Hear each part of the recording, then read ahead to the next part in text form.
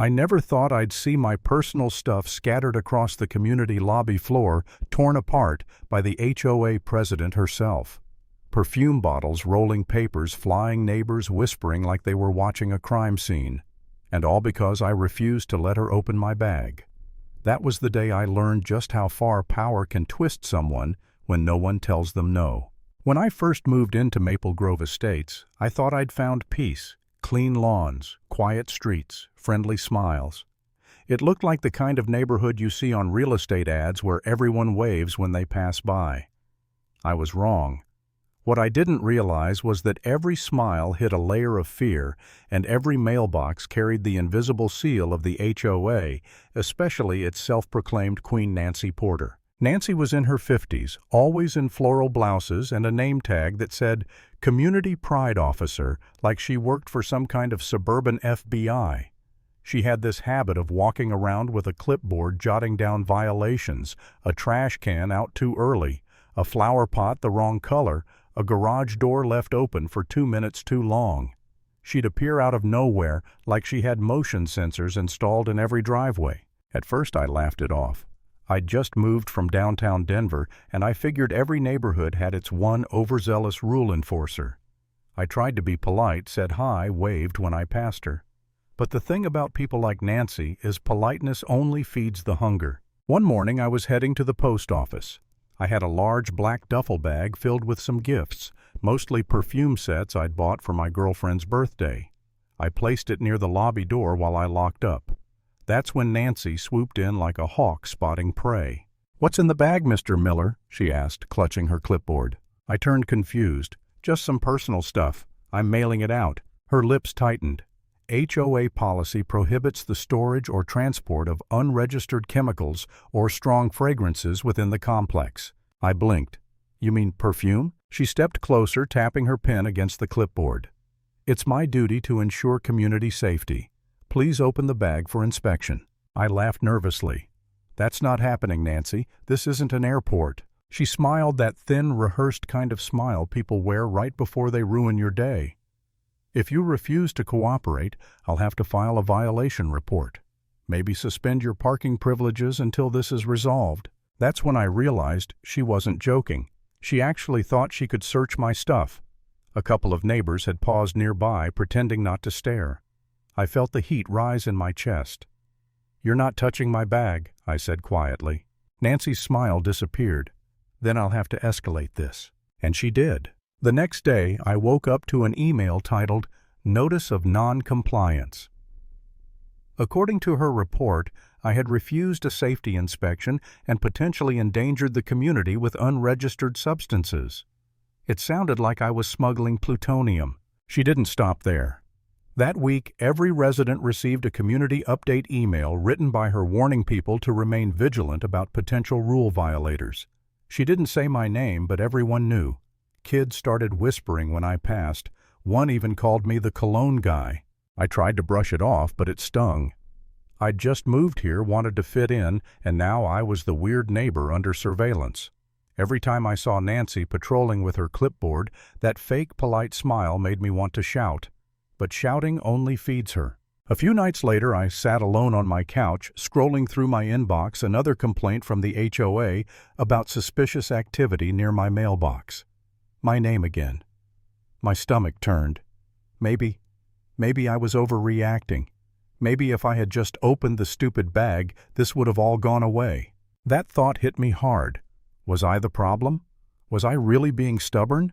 I replayed that morning over and over, me standing there refusing her scribbling on her clipboard. It almost looked from an outside view like I was hiding something. I felt that guilt creep in. Maybe I should just apologize, make peace, live quietly.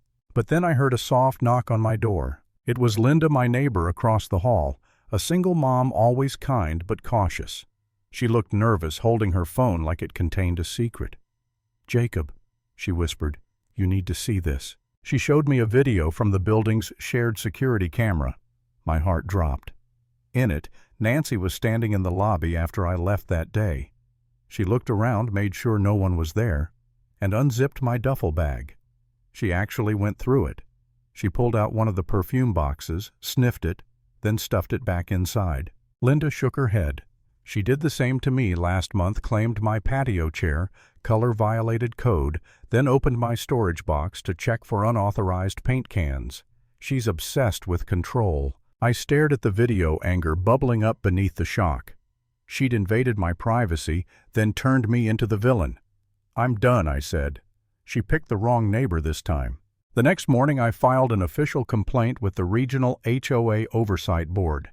Apparently there's an appeal process most residents don't even know exists. I attached the video, Nancy's emails, everything. They scheduled a hearing the following week. When I showed up, the community hall was full. Dozens of residents, some curious, others just hoping for a little drama. Nancy sat at the front table, clipboard in hand, smile frozen, like nothing could touch her. She started the meeting with her usual tone, calm, superior, dripping with control. "Ladies and gentlemen," she began, "we're here because Mr. Miller has chosen to defy community safety standards and spread misinformation about HOA procedures." I waited until she finished, then stood up, laptop in hand. "Actually, we're here because you abused your authority and violated people's privacy." The room went still. I connected my laptop to the projector and pressed play. The footage appeared: Nancy sneaking into the lobby, glancing around, unzipping my bag. Gasps filled the room. Her face in the video was unmistakable. She jumped to her feet. That's taken out of context. I turned to her, my voice steady but shaking with adrenaline. "The context is you opening other people's property without permission." For the first time, she didn't have words. The smugness cracked. Then Linda stood up from the back row. "She did it to me, too. I have photos. She even fined me for having a blue chair, said it was unapproved." Murmurs spread through the crowd. More people raised their hands, stories of Nancy's petty punishments, random inspections, fines for nonsense. It was like a dam breaking. The head of the oversight board cleared his throat. "Mrs. Porter, do you have any defense for these repeated privacy violations?" Nancy's face flushed crimson.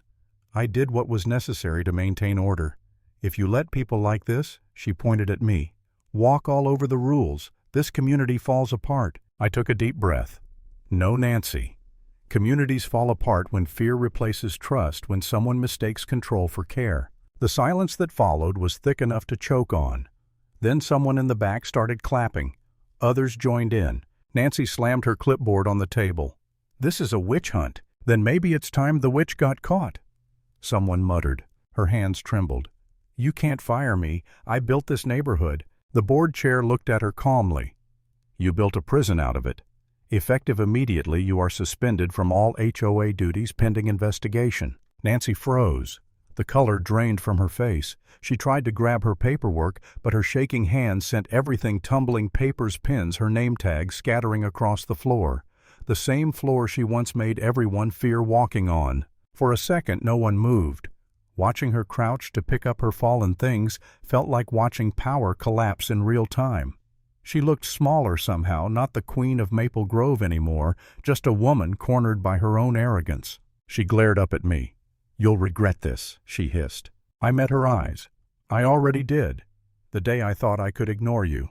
The next morning, the HOA sent a community-wide email. "Effective immediately.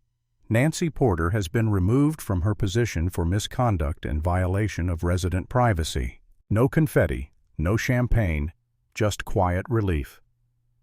When I stepped into the lobby, sunlight poured through the windows, warm and still. No one whispered anymore. No one avoided eye contact. Linda walked by, gave me a small nod. "Feels lighter here, doesn't it?" I smiled. "Yeah, like the air finally belongs to us again."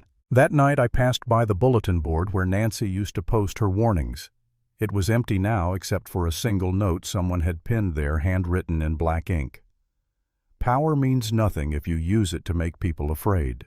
I stood there for a while, reading it again and again. And as I turned off the hallway lights, I couldn't help but think maybe the real rule every HOA should enforce is the one people forget most easily. Respect isn't written in bylaws, it's earned by how you treat others.